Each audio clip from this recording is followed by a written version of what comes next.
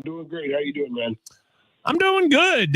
You've been covering a college program all these years. In a lot of ways, you're covering an NFL program now. There's a GM. There's an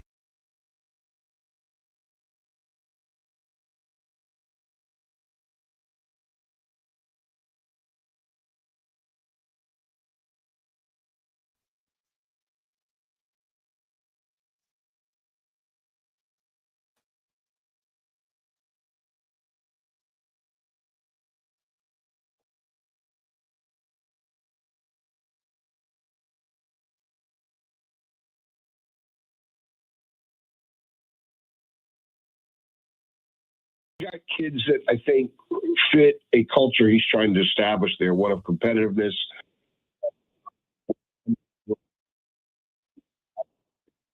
Well, I kind of jokingly said it's like he went and got some fairly talented Rudies in the program, and he wants to establish that kind of edge because that was missing. People inside the program have told me that was missing, not just under Mac, but under Larry Fedora as well. So it's been a while since they've been edgy there, and that's one of the things he's trying to install. He's also, since the NCAA when you go 105 scholarships, I think use all 105. So he's slapping guys on the books, figuring, look, if 15 of these guys don't down, 8 of them do, that's fine because they have guys in the program that can always.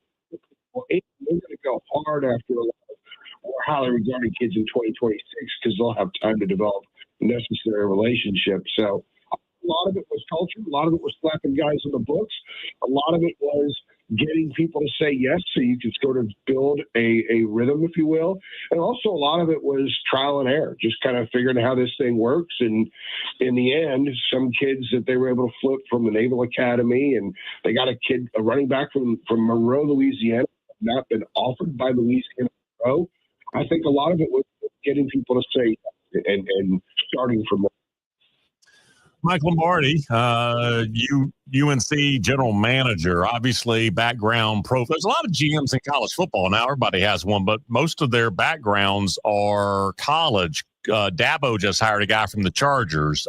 Is there any noticeable difference other than we're buttoned up and more aggressive, like just in verbiage, or is it pretty much the same because it still is college football? It's pretty different. The previous general manager started out as the director of player personnel, and then the title was switched. And I don't know how much the job changed. It was Pat Suddas, who's worked for Saban and some other people. He was at Georgia Tech for a while. He's very good at what he does, and he's still at the university now. But with Lombardi, he has his own operation. He actually met with us. He almost like a modified press secretary as well that you have like at the White House. That's a first that we've seen that before in college sports. But he has a staff of 30 working under him. Pat Suddas had just a few people. He was probably pulling 18-hour days.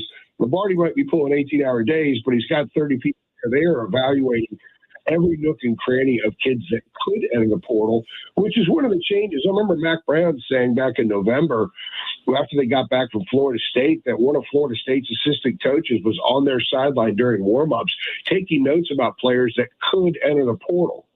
So now the advanced scouting is done.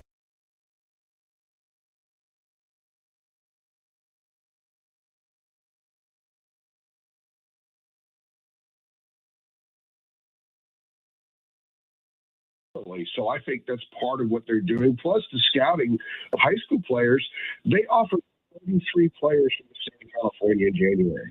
The last 3 coaches, Bush Davis, Larry Fedora, and Mac, and even John Bunning, I don't think they offered 33 combined in California. So the footprint is from coast to coast, from corner to corner.